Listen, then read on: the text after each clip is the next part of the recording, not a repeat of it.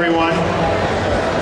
You'll remember that forever, and I will too, because that's the first time that's ever happened. We'll be talking about that at dinner.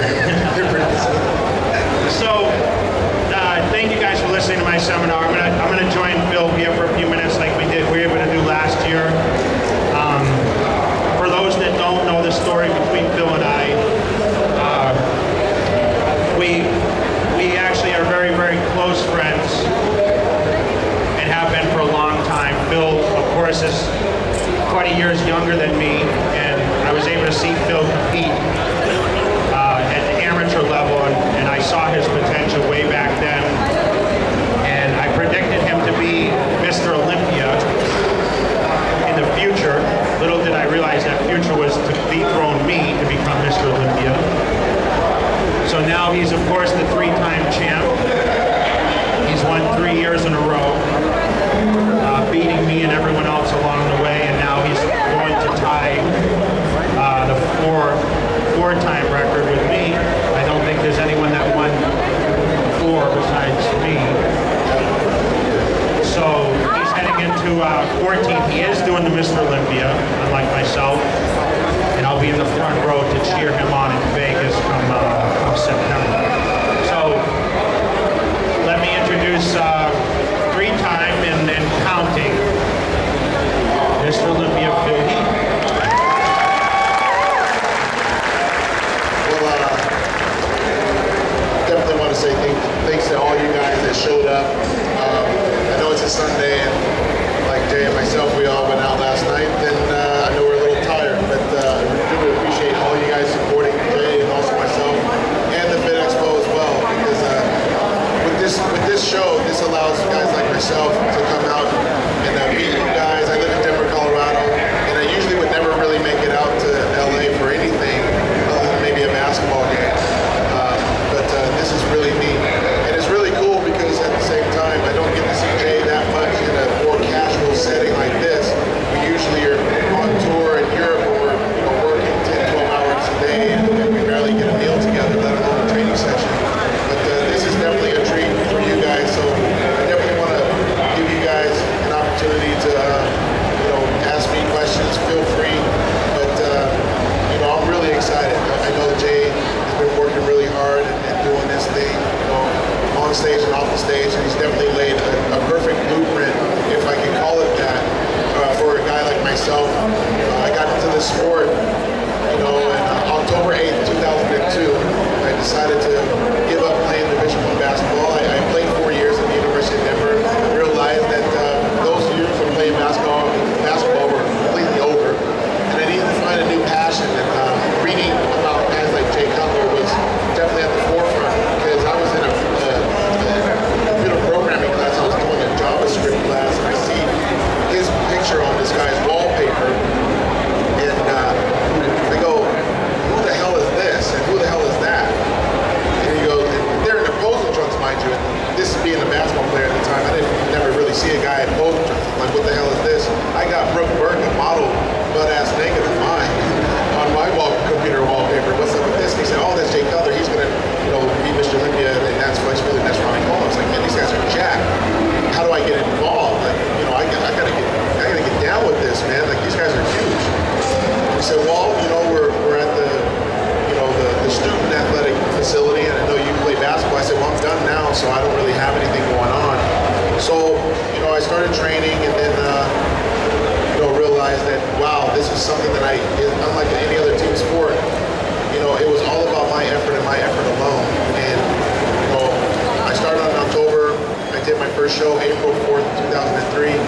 And I still remember to this day, being, scared out of my mind, doing an amateur bodybuilding contest. I mean, I always wore clothes, always wore, shoes and baggy shirts and stuff like that. And here I am, damn near naked on a bodybuilding stage. I didn't know how to hit poses. I didn't know what the hell I was doing. I was probably no different than the majority of the people here that have gone to the amateur competition. I was that nervous guy that didn't know a damn thing. And I remember going into the night show, and Jay's getting ready to get pumped up, oiled up and stuff. And he's staring at me from afar, and then one of my buddies of mine said, hey, let's go take a picture next to Jay. And I said, man, that looks like a guy that could, eat beat someone, man. Like, what the hell's going on? And mind you, I was weighing 190 pounds. And so I go up to Jay and asked for a picture. He's obviously accepted it and said, okay. So I asked him, oh, how much do you weigh? And he says, 290. And I'm like, oh, shit, I'm 190. You guys see that picture? It's floating around the internet a lot. Bill shaking my hand. He's like, small version, but yeah, cool. And I had hair. But, you know, after that show, I ended up guest posing at that same show Jay did 2 years later. And that was really where Jay approached me and said, you know, who are you sponsored by? You know, what show are you doing next? And, you know, I was just floored at the fact that here I am talking to him. You know, I look at Jay and I still do as a living legend.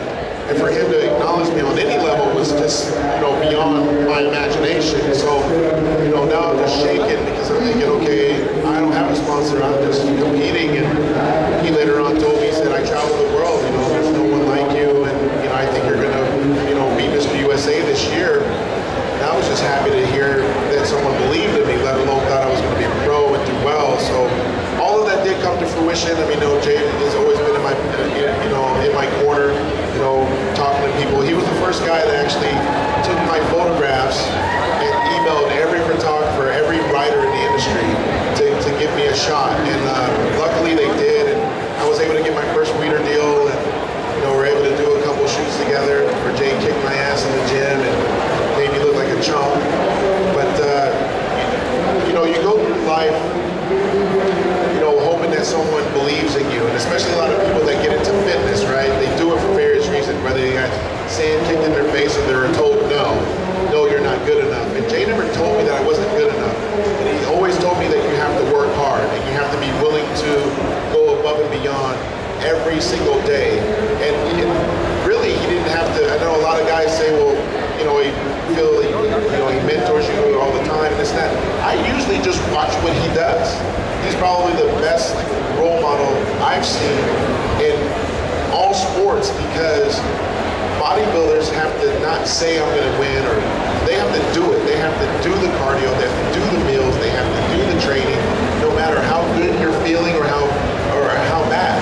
And I've stayed at his house, I've been in his house watching him, I'm thinking, I'm over here playing his PS3 and stuff while he's up there cooking 8 meals for the day. And I just remember saying, wow, in order for me to be like a champion, I have to think like a champion, I have to train like a champion. I cannot be a rock star out partying all night and thinking that I can get by genetics alone or anything like that. I have to go into every training session as believing that I'm going to be Mr. Olympia someday. And, you know, I was very, very fortunate. Still to this day, I mean, it's very cool to have someone like that root for you, because I can openly be honest with you guys, Jay Cutler is not a guy to give you BS. He's going to tell it to you like it is.